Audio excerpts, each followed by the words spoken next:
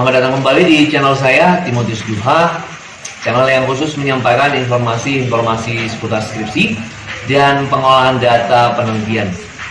Pada kesempatan ini saya akan menyampaikan materi mengenai cara mereview jurnal dengan benar.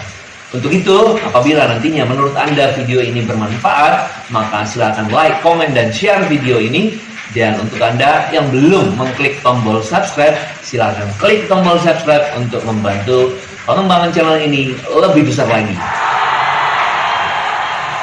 Untuk itu, kepada kita semua saya mengucapkan selamat menyaksikan.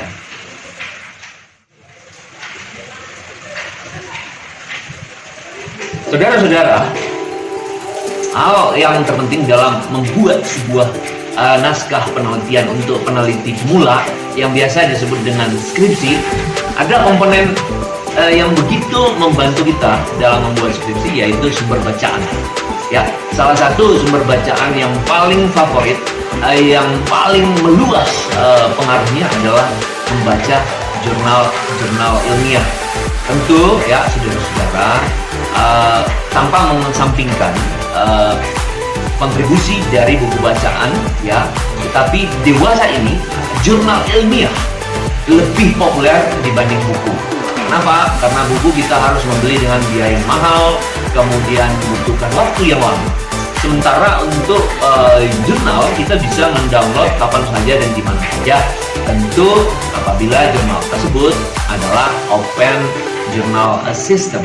Nah, dewasa ini belakangan ini banyak sekali ya jurnal-jurnal yang memberikan kesempatan bagi khalayak umum agar jurnalnya tersebut mudah diakses secara gratis, bahkan bisa di-download.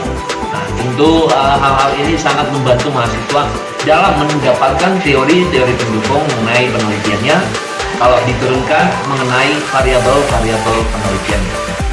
Nah, di sini saya mau menyampaikan bahwa jurnal itu sangatlah penting, sehingga jurnal itu kita perlu review, perlu kita baca, dan perlu kita ulas, perlu kita pahami, dan perlu kita kuasai. Sehingga sebagai seorang peneliti, kita memiliki modal bahwa dengan membaca jurnal, kita memiliki wawasan-wawasan dan pemikiran kita lebih fokus terhadap topik-topik penelitian yang akan kita lakukan. Jadi langkah-langkah pertama dalam melakukan review jurnal adalah yang pertama, yaitu silakan cari jurnal yang berkaitan dengan variabel. Kalau misalkan judulmu misalnya, ini contoh saja ya, pengaruh kepuasan kerja terhadap komitmen organisasional yang dimediasi oleh kinerja.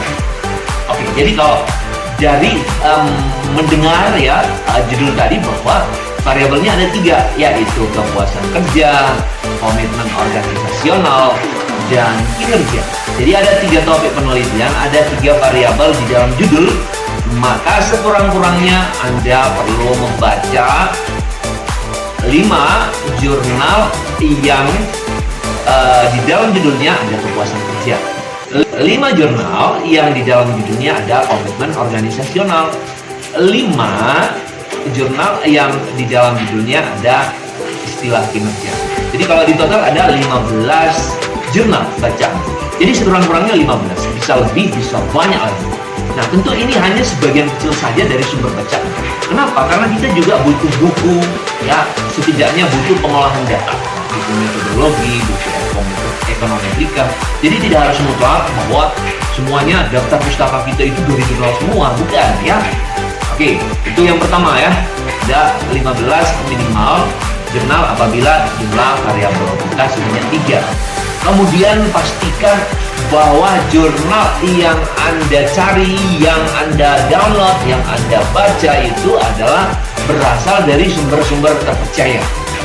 Ya, pastikan bahwa identitas jurnal tersebut itu ada. Kadang-kadang kita mendownload jurnal itu hanya yang ada judul. Itu salah. Baiknya identitasnya itu lengkap. Misalnya apa? Volumenya berapa, nomornya berapa, nama jurnalnya apa, diterbitkan oleh lembaga apa, diterbitkan oleh universitas apa, DOI-nya nomornya berapa udah jelas, ISSN-nya berapa, nomor ISBN-nya kalau ada misalnya sudah dibukukan ya dalam bentuk cetak, berapa nomornya. Kemudian ada sumber link yang bisa di-download, kemudian alamat dari korespondensi jurnal, kemudian yang terakhir adalah status dari jurnal tersebut. Kalau untuk level nasional, maka jurnal itu ada yang paling rendah itu adalah Sinta 6, kemudian makin naik Sinta 5, Sinta 4, Sinta 3, Sinta 2, Sinta 1. Ya, upayakan carilah jurnal yang sudah berstatus bersinta, artinya sudah diakui oleh pemerintah melalui Kemendikbud atau Kementerian Pendidikan dan Kebudayaan. Oke, kemudian adalah kalau misalnya Anda mereview jurnal dari jurnal internasional, itu lebih bagus lagi. Anda ambil filenya lalu masukkan ke dalam Google Translate bisa, melalui Grammarly juga bisa.